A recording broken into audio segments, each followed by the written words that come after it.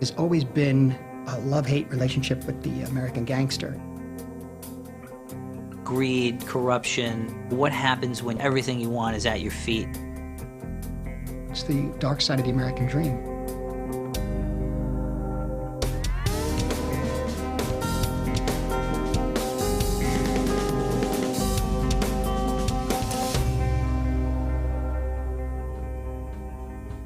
Boardwalk Empire is set in 1920 in Atlantic City. The series actually begins on the day Prohibition is enacted. Prohibition! Alcohol is now suddenly illegal, and the man who runs the city, Nucky Thompson, is open to doing business with people who want to import that alcohol. Salute. Cheers. Now, Nucky Thompson is not a real gangster. He's corrupt. His world is about to shift from basic sort of local corruption to the violent world of gangsters and all those illegal things that come with it. We see the beginnings of what we term now as the underworld. We see the development of it. We see the conditions within which it flourished. A major condition was political corruption. As soon as Prohibition went into effect, it was cause for celebration for anybody with any kind of power, and anybody who was on the wrong side of the law, because it meant they could make a lot more money. In a couple of days, the town's gonna be swimming in it. They can drown for all I care, as long as they pay. Atlantic City is different than any other city during Prohibition because it's its own little kingdom on the ocean. Atlantic City became a major port of entry because whoever wanted to bring in booze was not going to be hassled. Starting from January 16, 1920, with this extraordinary experiment of Prohibition, the whole culture changed. One of the main unintended consequences of the noble experiment of Prohibition was organized crime. The show has incorporated all these real-life figures like Arnold Rothstein, Lucky Luciano, and Al Capone. It's not Lucky Luciano and Al Capone that we know today. It's the youth version. They're gangster toddlers that are just beginning.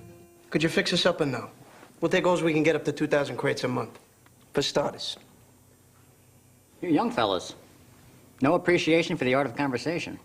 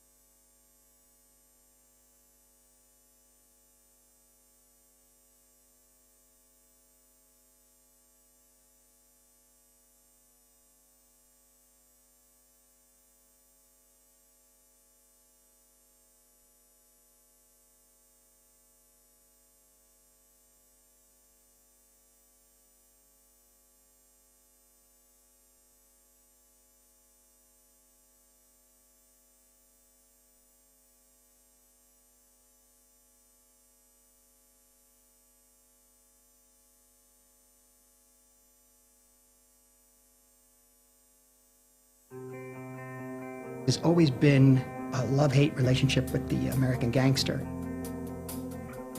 Greed, corruption, what happens when everything you want is at your feet? It's the dark side of the American dream.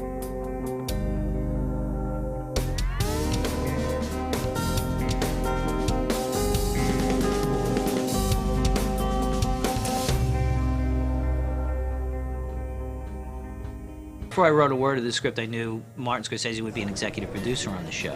When I wrote the pilot, Marty really loved it, and at one point he said, wow, I would like to direct this. One of the next questions was, well, how do you think we should move this forward with HBO?